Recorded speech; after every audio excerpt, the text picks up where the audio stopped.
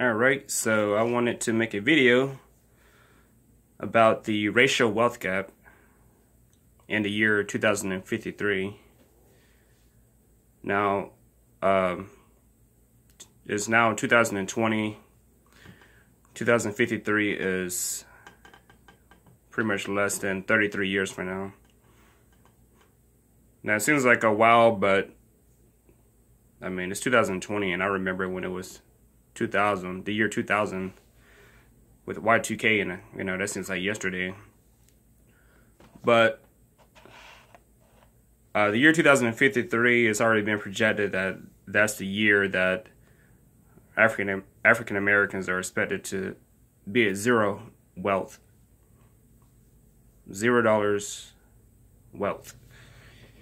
Now, what is important is, personally, I study finance. I love to read. I love to research about finance, wealth. I believe that's more of my expertise. Now, on the surface, to a lot of people that may not study or realize what's going on, since the very beginning, blacks in America have, had no wealth. Hadn't had opportunities to build wealth historically. So I'm not saying that's, blacks' fault, because it's really not.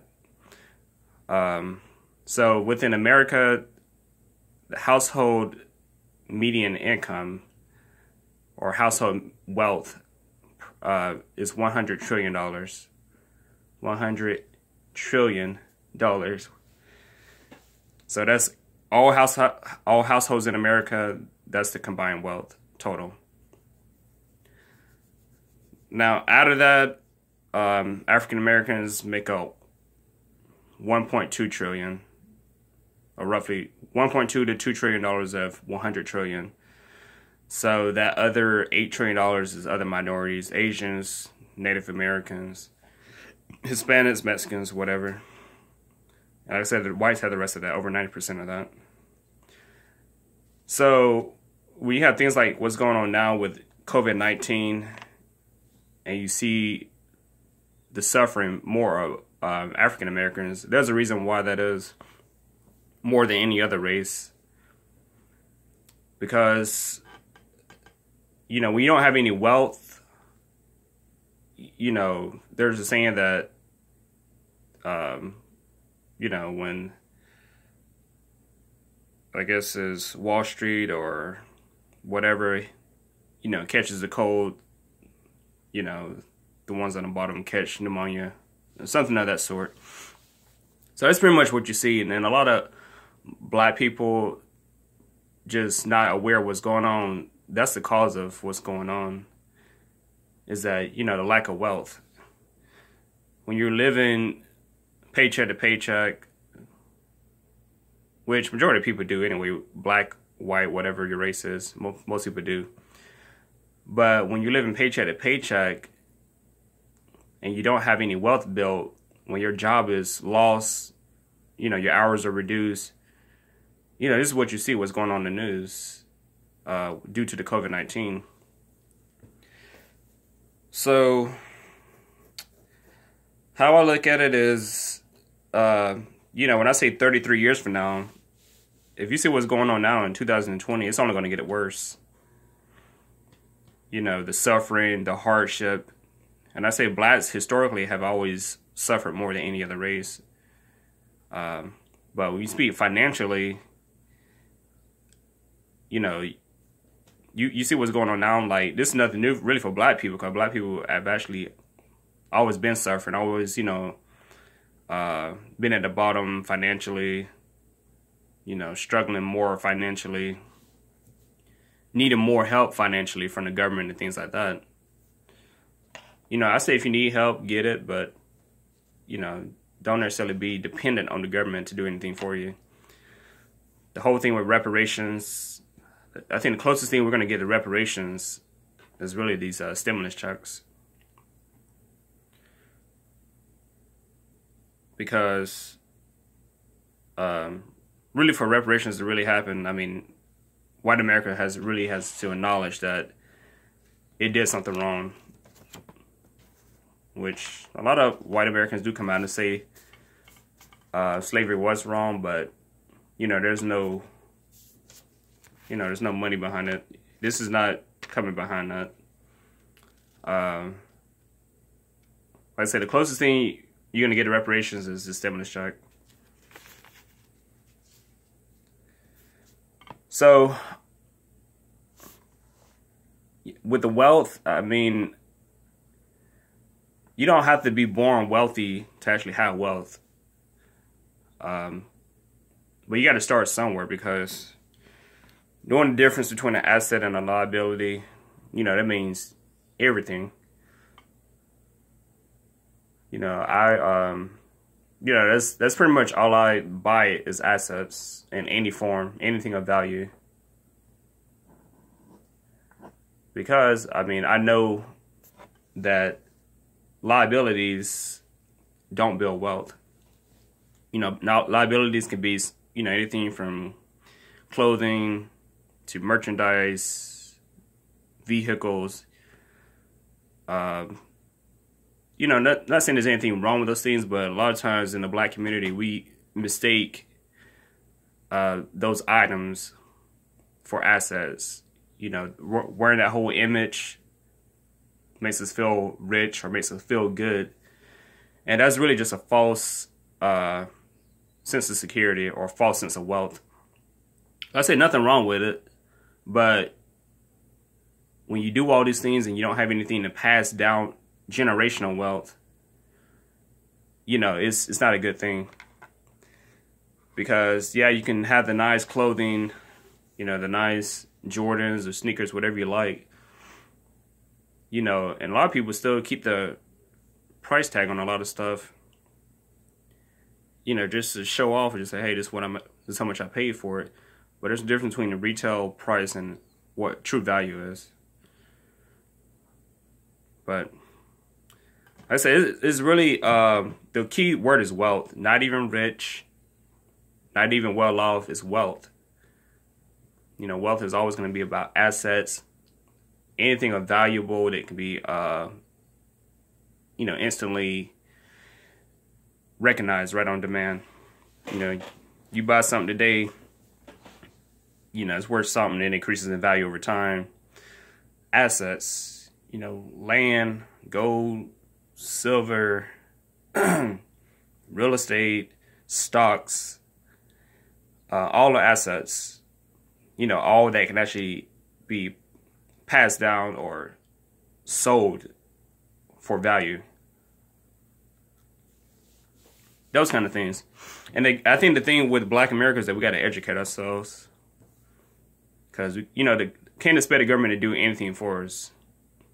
They actually say that the amount of time it would take Black America to equal the wealth of white America, going back to the beginning of the video, that that $100 trillion household wealth. Like I said, whites are pretty much 90 trillion of that. For us to equal the wealth that whites have in America, it would take us 246 years. 246 years. So, if you think about it, 246 years is pretty much the time that African Americans were enslaved back during slavery. That actually is how white America got to where they are today, through slavery. Free labor. Now, we can't go back and do anything about that now. Well, you can through reparations, but like I said, that ain't gonna happen. So we got to start somewhere. Because it's only going to get worse.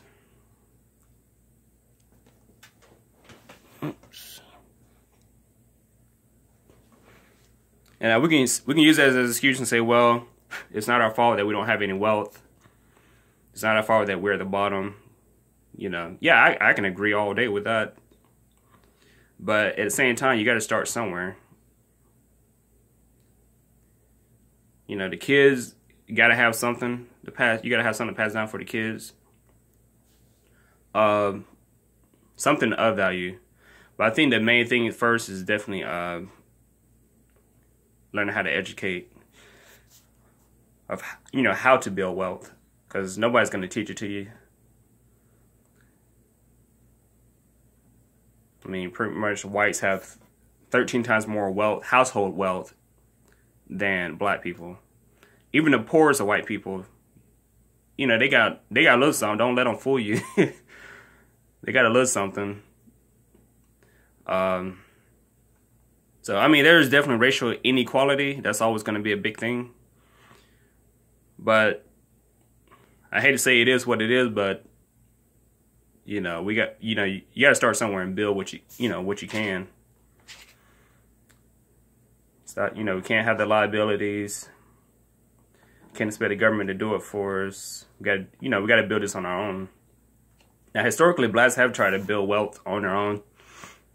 You know, a lot of times, you know, you build, it fails. And it made me think about an example about 2 years ago when I was speaking to this woman about gold and investing and things like that. And at the time, I didn't realize why it wasn't clicking for her. And I recently, about a couple months to a year ago, I actually heard something said along the lines of, when you're constantly surviving in survival mode, you can't think about planning, saving, investing, or anything like that, because every dollar you get, you need it for survival. You can't afford to put money away and not need it. And that was pretty much the situation that she was in. I'm sure she still is in. You know, not making fun of her or using her as a scapegoat or anything like that, but a lot of black families are like that. A lot of black individuals are like that. You know, working low-wage jobs. Nothing wrong with that. You got a job. That's okay. Especially now during COVID-19. But you need everything you can to survive. So, and it made me think about something. So it's like if you're in constant survival mode, you know, living hand to mouth, you know, inflation goes up, your wages don't go up.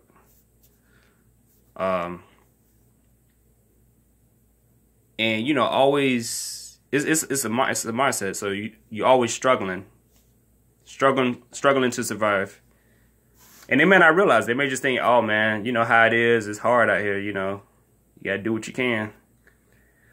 But if you notice, if you think about, you know, people that have time to plan 2 weeks down the road, you know, the ones that can take off of work and it won't hurt them financially. People that are usually less stressed because they're financially secured. You know, there's differences, and you can see that kind of stuff. You know, if you always feel like you're chasing money, or you got to chase these hours just to get a couple extra dollars on your check, not even, you know, realizing what taxes are doing to you. So it's a different mindset. It's survival mode. So that's kind of just what I realized with her, and I realized that's what a lot of black Americans go through. And I think even at one point I was going through it. You know, I don't have my money issues before, but I've become wiser over time. So now my whole mindset is strictly investing, you know, strictly assets, hardly no liabilities, because I understand how the game works now. And if I want to get ahead, if I want my family and my child to get ahead, I got to take the knowledge that I've learned and apply this knowledge, which I have for the past 2 years consecutively, but I basically started 4 years ago in 2016. But over time, I learned more and more. So now I'm just applying knowledge. Now I actually see, now I got the data, the historical data, can know all the differences that are really underneath the surface that most people don't think about. You know, there's inequality for a reason, but you got to start somewhere. So I understand the survival mode mindset. You know, if it actually almost in a way prevents you from thinking bigger, thinking outside the box. So someone can come to you with some knowledge like this, the entrepreneurial spirit, the investing spirit, things of that sort. It all sounds good, but, you know, depending on your survival mindset or your particular circumstances, it'd be hard for you to, just speaking in general, it'd be hard for you to take a part of what was said and actually apply it. So, so, you know, looking at what's going on right now, just COVID-19, blacks are definitely hurting worse off than any other race. You know, you speak about testing positive is one thing, but when you talk about financially, you know, all the jobs lost, high unemployment. Now, for black people, high unemployment has always been a big thing. You know, that ain't nothing new, but when you see it on what's going on now, you know, just before COVID-19 hit, you know, blacks had the lowest unemployment in the history, you know, of America. All minorities. But you see how quickly those jobs are gone. You know, even greater than the Great Recession. Now, of course, if a lot of those jobs, a lot of those individuals had, you know, were building wealth, you know, they can survive that cushion, or had your savings in place. You can survive that cushion, or that blow, I meant, because this will be more of a cushion for you, your savings and all that. But I think right now with 2020, the way it's been, COVID-19, I mean, there should be a lesson for everybody. You know, if you wasn't saving before, if you wasn't investing or trying to build wealth before, this is a lesson for everyone to do something, but especially black people. Now, most people can say, well, look at what the stock market is doing. I'm not going to invest in that. Well, there's a good reason to fear. You know, nobody wants to lose money. Like I said, when you're working, you know, hand to mouth, you can't put these $40 into the stock market and for it to drop $10, you lose $10 on the day. Now your stock value is worth $30. I mean, because you feel like, oh man, I'm losing money. I was better off just keeping this money, you know, the fiat currency. But one thing, historically, the market will always go back up. But it takes time to learn how the market works, you know. So giving any knowledge like that to a new person with a new without that mindset, I mean, it's, you know, you can't expect for them to keep that money, especially if they need it. Although stock is liquid cash, you know, you can sell it and get this right back if you needed it. You know, there's a risk of losing money. Right now, yeah, a lot of people losing money, but a lot of people buying too, including myself. I'm buying, buying a whole bunch of stuff, you know, periodically, you know, every few days I'm buying maybe $20, $40, $60 worth of stock. But there's a reason for that, because I know the market is going to go right back up. But at the same time, this is money that I'm actually investing that I won't need. If I lost on it, it's not going to hurt me. I'm not going to be thinking about it. But, you know, they always say it's a rule. It says don't ever invest money that you need. But like I said, you have to start somewhere. Use some form of vehicle of investment to move your money.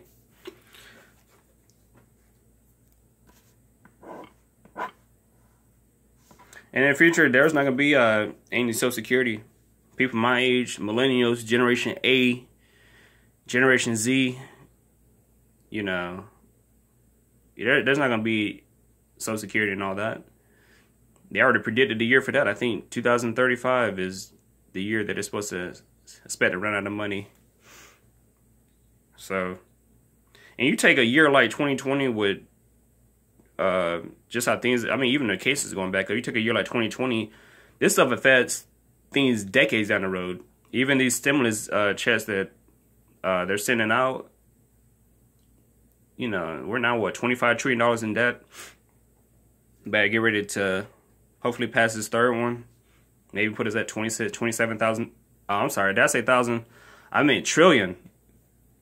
We're at $25 trillion with the stimulus checks passed. The pass this third one is going to put us about $26, $27 trillion. Now, that may not mean much to you now. You know, you just want the government to give you some money. Nothing wrong with it. Everybody need it. Well, not everybody, but majority of American working class, hard work, you know, Americans need that money. A lot of people struggling.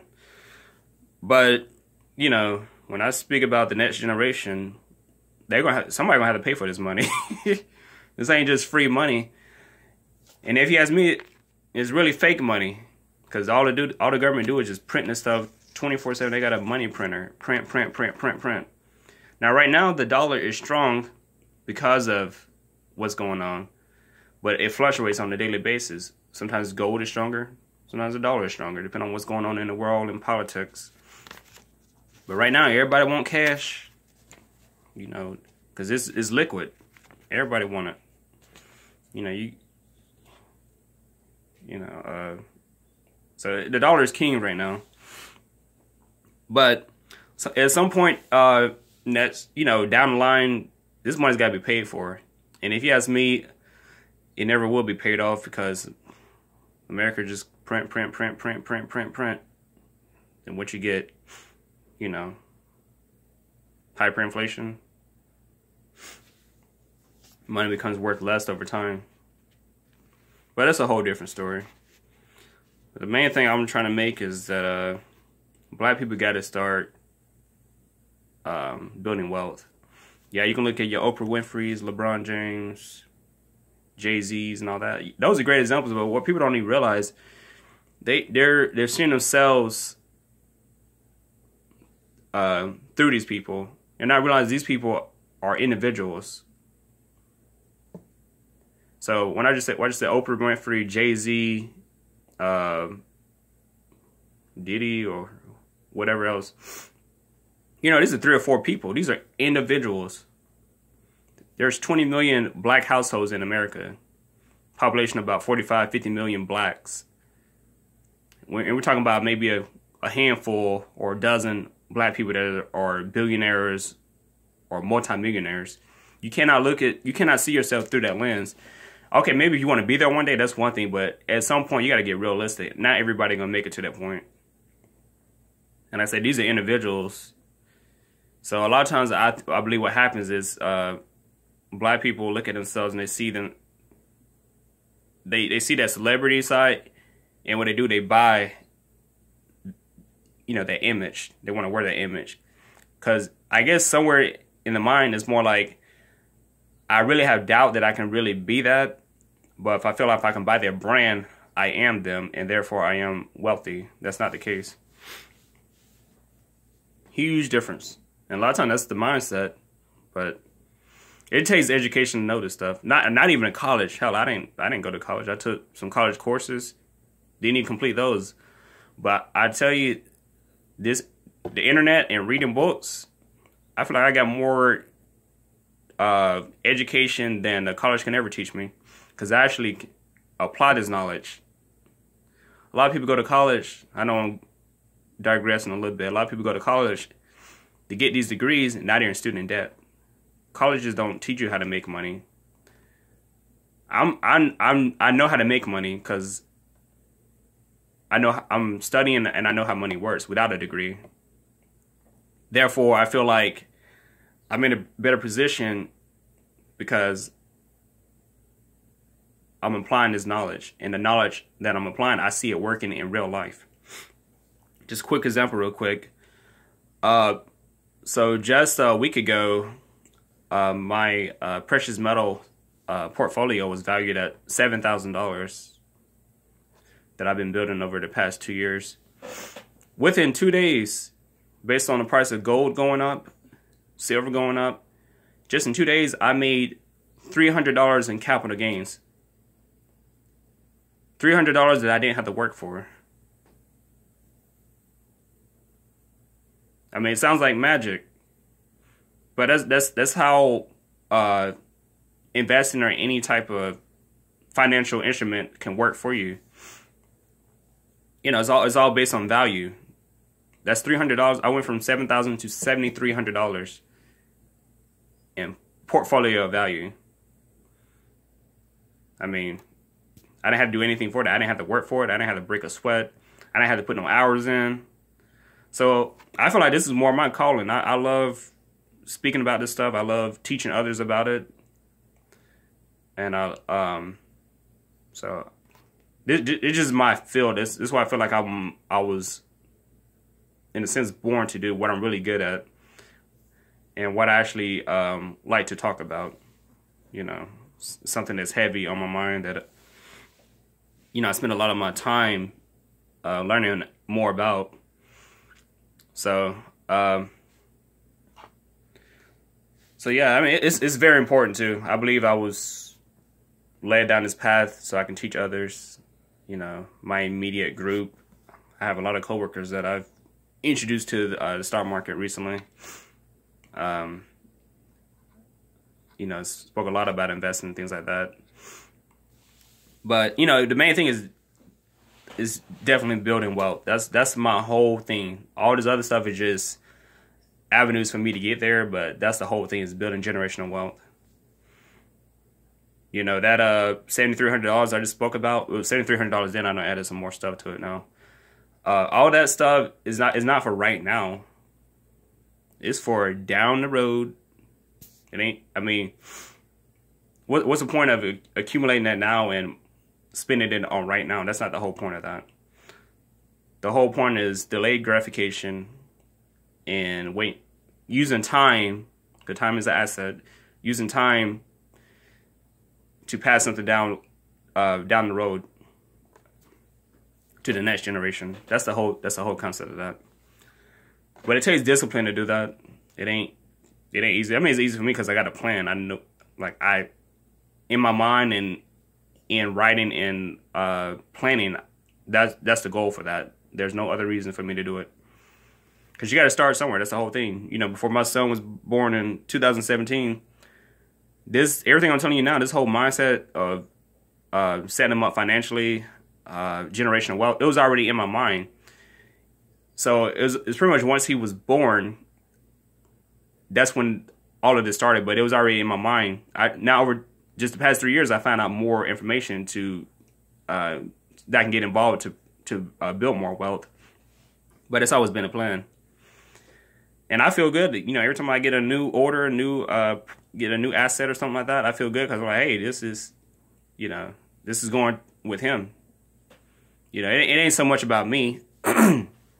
When I say about time as an asset, it really is, because you think about it, if you take a child that has no need for nothing really, other than just the basic necessities, that has no need for nothing until they're like 16, 17, 18 years old, then they're on their own.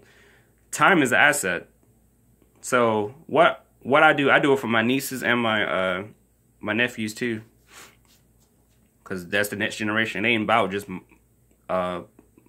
know, my son. Everyone in my immediate family, I do the exact same thing for. Because the thing is, you don't have to have the knowledge. You don't have to waste your time or do any of that stuff. Let me do it because I have the knowledge. Let me do it for you. Now, you may not get what you want, a toy or, you know, a gift or anything like that, as far as, you know, what you may want. But you're going to get that regardless. Toys, you know, you get them, you break them.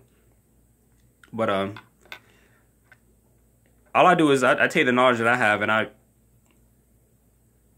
I get others something of the investment nature, something of a value nature.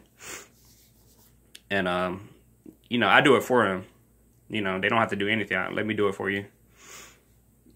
Because it's just what I believe in. I mean,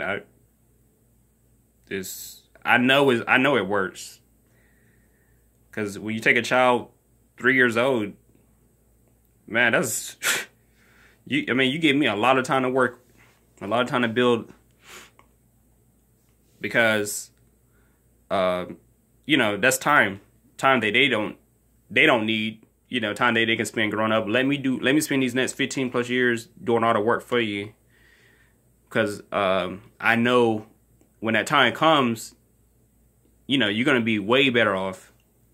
I can't wait till you get 15, 16, 17, 18 years old, then start. I mean, I can, but I don't have, time is not on my side at that point. Time is on my side now while you're still young. you know, it gives me plenty of time to build. And that's just how I look at things. Because a lot of times, I mean, a lot of times we can always say, well, we ain't got the money, we ain't got the time. Well, when these kids are super young, you got plenty of time. But like I said, if you live in hand to mouth, you can't put away 20 for them and need that 20 right back for yourself. But every little bit counts there. Every little bit it counts. So yeah, I just want to make a video on that. I thought about this yesterday, and I need to make a video on this. I mean, everything I'm talking about now, I didn't even have to think of, because I just noticed stuff. I study it, you know, real passionate about wealth, finances, and things of that sort. So, you know, I'm glad to talk about it. I follow a lot of guys on YouTube that speak about the same stuff, even more experts in it than I am, as far as data, historical data, things of that sort. But yeah, you gotta start somewhere. Like I said, 2053 is 33 years from now. It don't seem like a lot of time, but if you look at the state of the condition of Black America, you know, it's not good now. And I think unless Black America does something now, I mean, 33 years, you can do a whole lot. You can change a whole lot. You can change, you know, the trajectory of where things are gonna get to. Because that day is coming. It's just a matter of time. 33 years is just a matter of time. And like I said, you see how bad it is now in 2020? You don't do anything for the next 33 years, you definitely going to see it then. You see it now? You may not have, you know, you probably didn't see it now until this whole crisis happened, but 33 years from now, I mean, it's going to be black and white. You cannot ignore it. So, like I said, just for me and my household and immediate family and friends that I speak to, you know, I'm doing my part to change the trajectory of that. Just for, you know, for my immediate. I can't do it for everybody, but the knowledge is there. But I already know what's down the road. I already know the historical data. So I use all of this stuff to build a platform, to build the knowledge base, you know, because that's just what it is. I mean, everybody got a cell phone. Anything you want to know, smartphone, whatever, anything you want to know, you can easily find out through a search. But I think what's going on now, man, we're so entertained that, you know, all this knowledge is just one click away. We're so entertained that we're not thinking about it. You know, you don't think of, so when you think you're doing good, it's just a false reality. When you think you're doing good, or okay, you got a few dollars in your pocket, like a few dollars, you got a few dollars, but you ain't got no wealth, you know, backing you up. You got a few dollars. Until you run out of that money, you need to go earn another paycheck.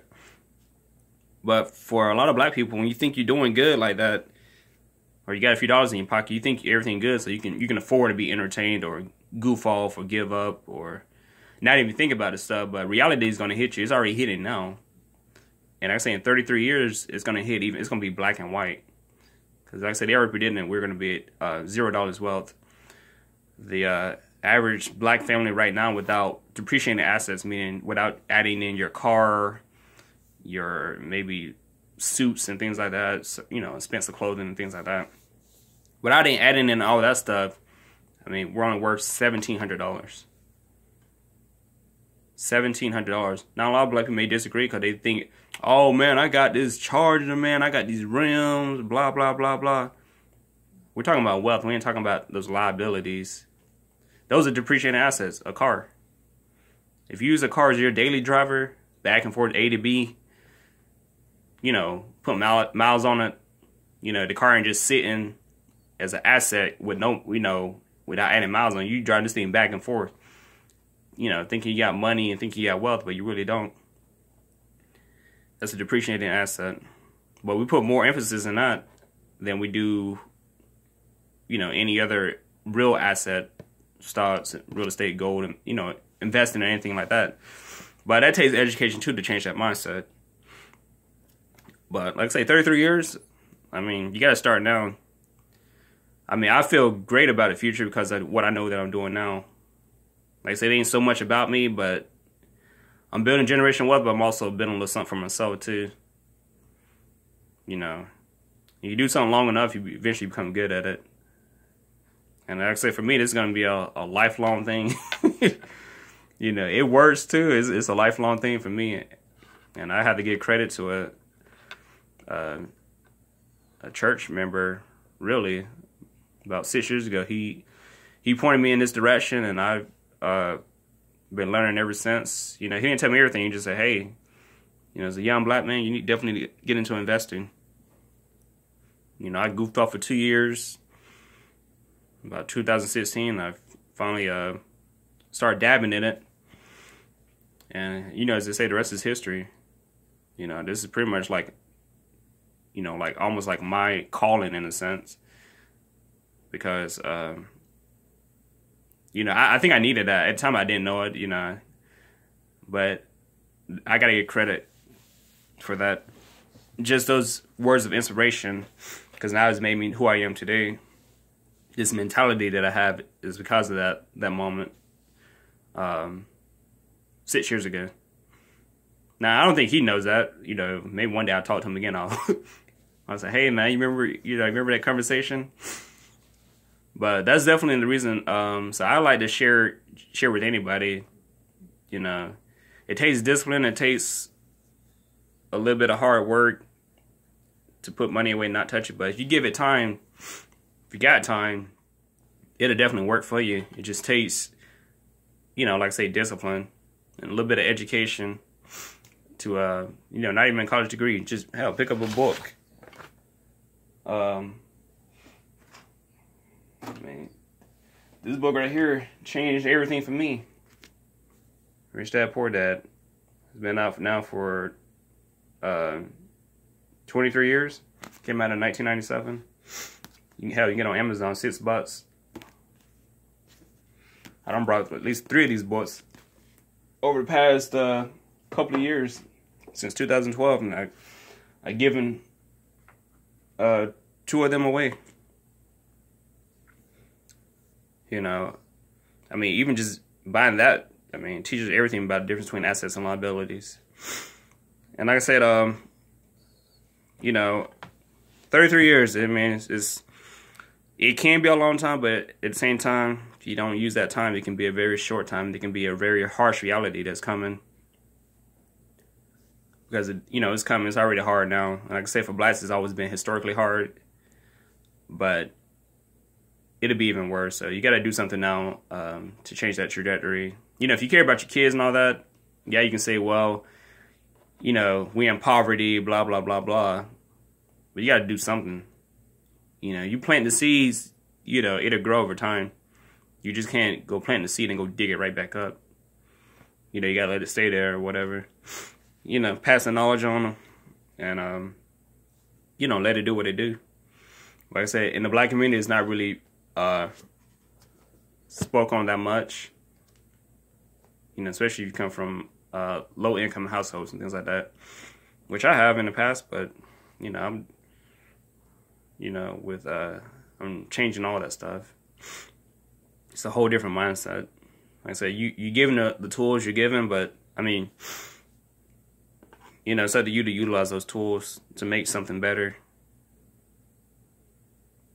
So, yeah, so I'm gonna go ahead and end the video. I think I covered everything I wanted to cover. It's a little lengthy, but like I said, you getting into data and facts and things like that, it takes time because you got to cover years and years, decades and decades of information just to bring it up to, you know, bring it up to speed. So you see what you're working with. You know, it ain't just enough just to have a job anymore. You know, just to have a job, just to get paid an hourly wage.